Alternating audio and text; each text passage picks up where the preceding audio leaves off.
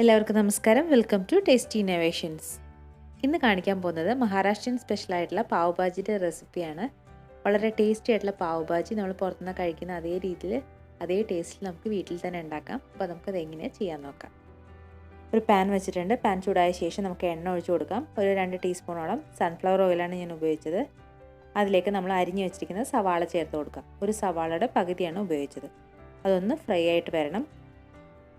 അതിലേക്ക് നമ്മൾ കുറച്ച് ഇഞ്ചി വെളുത്തുള്ളി ഒന്ന് ചതച്ചെടുത്തതാണ്, അത് ചേർത്ത് കൊടുക്കാം.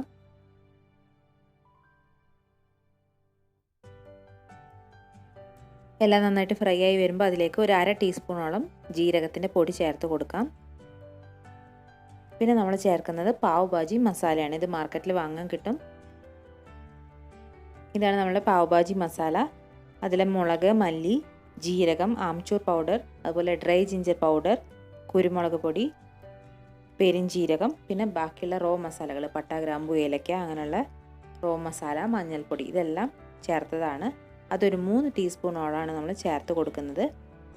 ഇനി നമ്മൾ വേറെ മസാലകളൊന്നും ചേർക്കുന്നില്ല. ഈ ഒരു മസാല മാത്രമേ നമ്മൾ ചേർക്കുന്നുള്ളൂ. കുറച്ച് ജീരകത്തിൻ്റെ പൊടി അത്ര മാത്രമേ മസാല ആയിട്ട് നമ്മൾ ചേർക്കുന്നുള്ളൂ. എന്നിട്ട് നന്നായിട്ട് ഫ്രൈ ചെയ്തെടുക്കാം.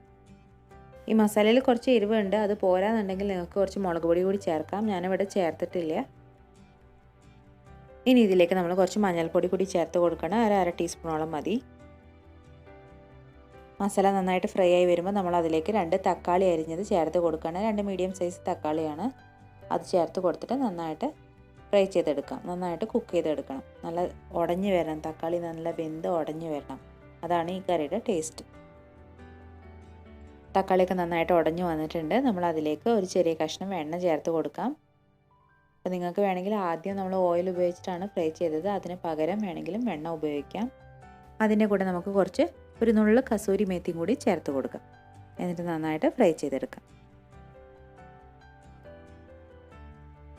എണ്ണയൊക്കെ ചേർത്ത് നമ്മൾ നന്നായിട്ട് ഫ്രൈ ചെയ്ത് എടുത്തിട്ടുണ്ട്. ഇനി നമ്മളിതിലേക്ക് ഒരു 2 ചെറിയ ഉരുളക്കിഴങ്ങ് പുഴുങ്ങി ഉടച്ചെടുത്തതാണ്, അത് ചേർത്ത് കൊടുക്കാം.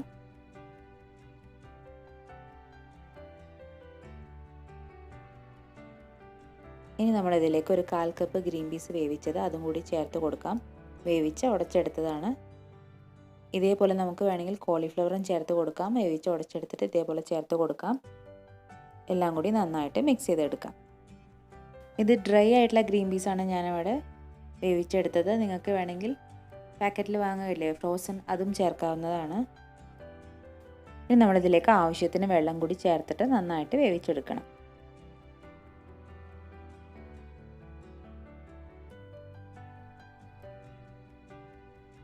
ഇനി നമുക്ക് ആവശ്യത്തിനുള്ള ഉപ്പും കൂടി ഇതിലേക്ക് ചേർത്ത് കൊടുക്കാം.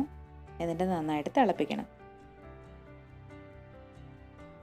നന്നായിട്ട് തിളച്ച് വരുമ്പോൾ അതിലേക്ക് മല്ലിയില കൂടി ചേർത്ത് കൊടുക്കാം. എന്നിട്ട് നന്നായിട്ട് കുറുക്കിയെടുക്കുക. നന്നായിട്ട് കുറുകി വന്നിട്ടുണ്ട്. നമ്മുടെ കറി റെഡി ആയിട്ടുണ്ട്. നമ്മൾ ഇതിലേക്ക് കുറച്ച് നാരങ്ങാനീര് കൂടി ഒഴിക്കണം.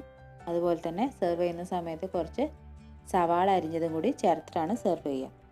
അപ്പോൾ പാവ് ഭാജി സെർവ് ചെയ്യുന്ന സമയത്ത് നമുക്ക് ബ്രെഡും കൂടി ആവശ്യമുണ്ട്. അതായത് പാവ് ഭാജിയുടെ ബ്രെഡ് നമുക്ക് വാങ്ങാൻ കിട്ടും. അത് ഇതേപോലെ ഒരു പാനിൽ ബട്ടർ ചൂടാക്കി അതിലേക്ക് ഈ ബ്രെഡ് വെച്ചിട്ട് ഒന്ന് ടോസ്റ്റ് ചെയ്തെടുക്കാം. അങ്ങനെയാണ് സെർവ് ചെയ്യുക. അങ്ങനെ നമ്മുടെ ഡിഷ് റെഡി ആയിട്ടുണ്ട്. നിങ്ങൾക്ക് ഇഷ്ടപ്പെട്ടു എന്ന് വിചാരിക്കുന്നു. എന്തായാലും ട്രൈ ചെയ്ത് നോക്കണം. പാവ് ഭാജിയുടെ ബ്രെഡൊക്കെ ഇപ്പോൾ എല്ലായിടത്തും അവൈലബിൾ ആണ്. അപ്പോൾ എന്തായാലും ട്രൈ ചെയ്ത് നോക്കി നിങ്ങളുടെ അഭിപ്രായം അറിയിക്കുക. നമുക്ക് വീണ്ടും പുതിയ റെസിപ്പീസായിട്ട് കാണാം. അതിന് മുന്നേ ചാനൽ സബ്സ്ക്രൈബ് ചെയ്യാൻ മറക്കരുത്. ലൈക്ക് ചെയ്യുക, ഷെയർ ചെയ്യുക. നമുക്ക് വീണ്ടും കാണാം. താങ്ക്